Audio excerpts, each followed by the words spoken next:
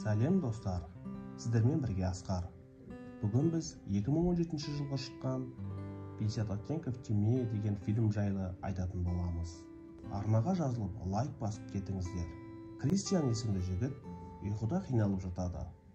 Оның үстіне бала кезіндегі жаман оқиға келіп жатады. Онда әкесі анасын ұрып соғып қорлап жатады. Сол уақытта Анна есімді қыз компанияға жұмысқа кірген болады. Оның мамандығы сол мекеменің бастығы Джектің көмекшісі еді. Кристиан Аннаға гүл жіберіп, оған хат жазған болатын. Анна ол гүлдерді лақтырып тастағысы келеді, бірақ оны қалдырады. Көшеде Анна жүргенде бейтаныс әйел оны аңдып жүреді. Сол күні кешке сурет музейіне келеді. Ол досы Хосенің музейі еді. Анна онда өзінің суреттері ілініп тұрғанын көреді. Сол жердің директорына келіп, Аннаның суреттерінің барлығын сатып алғанын айтады. Әрине бұл Кристиан еді. Сол жерде Кристиан Аннаны тамақтануға шақырады. Анна аш болып тұрғасын келіседі. Кристиан Аннаға кездесіп, жақындасып жүрейік дейді. Анна бірақ бұрынғыдай дөрекі түрде қосылмаймыз деп шарт қояды. Байжігіттердің апасы қызарып деген ай айтты. Сосын екеуі қайта жақындасады. Аннаның бастығы Джек Аннаны шайға шақырады. Бірақ Джектен бұрын Аннаға әлгі аңдып жүрген әйел келгенде, Джек оны көріп қалып, Аннаны дереу алып кетеді. Джек пен Анна шай ішіп отырғанда, оларды Кристиан көріп қалып, Аннаны қызғана кетеді. Кейін Кристиан Аннаға ол жаңа кірген компаниясын сатып алғанын айтады. Енді Джек екеуіңіздің бастығы болатынын айтып, оған хабарын береді. Аннаға бұл іс ұнамады. Содан кейін көшеде өзіне қарап тұрған әлгі әйелді көріп қалады. Бұл туралы Кристианнан сұрайды. Кристиан ол Лейла Уильямс менің бұрынғы бағынышты қызым дейді. Ол менен де дөрекі қатынасқа құмар еді дейді. Сондықтан біз қоюға шешім қабылдадық. Сосын ол күйеуге шықты, бірақ біраздан күйеуі жол апатынан қайтыс болды. Оған шыдай алмай жүйкесі жұқарды дейді. Кристиан өзінің анасы жайлы, ол нашақор болып, мен 4 жасымда ол дүниеден өткен еді дейді. Сосын мені өгей анам бағып қақты дейді. Кристиан Аннаны балға шақырады. Онда ол Кристианды БДСМ-ға үйреткен Елена Линкольнмен таныстырады. Аннаға Елена ұнамайтын, себебі ол Кристианды бағындырып ұстаған болатын. Кристиан Еленамен қазір бір жұмыста партнер ғанамыз деп айтады. Кристиан балда өзінің туған туысқандарымен және таныстарымен таныстырады және керемет кеш өткізеді. Балдан соң Аннаның көлігін белгісіз біреу бүлдіріп кеткен болады. Содан кейін Кристиан мен Анна қайықта романтикалық серуенге шығады. Джек жұмысқа оралып, Кристиан Аннаның жігіті екенін білгесін Аннаға тиіседі. Сосын ол Нью-Йоркке кездесуге бару керекпін.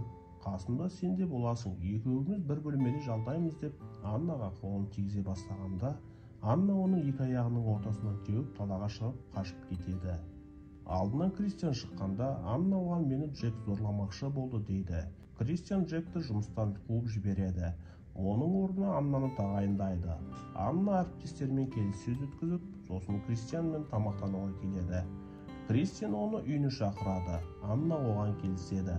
Анна үйіне барып заттарын жинап, Кристианның үйіне көшкелі жатқанда, оны аңдып жүрген Лейла келіп қаруды кезейді. Одан қорыққан Анна Лейланы жұбатуға тырысады. Сол сәтте Кристиан келіп қалып Лейлаға бұйрық береді. Ол тізерлеп отырады. Себебі Лейла Кристианның бұйрығын жақсы көріп қалайтын еді. Анна бұны көріп сыртқа бірнеше сағатқа шығып кетеді. Ал Лейланы жындыханаға алып кетеді.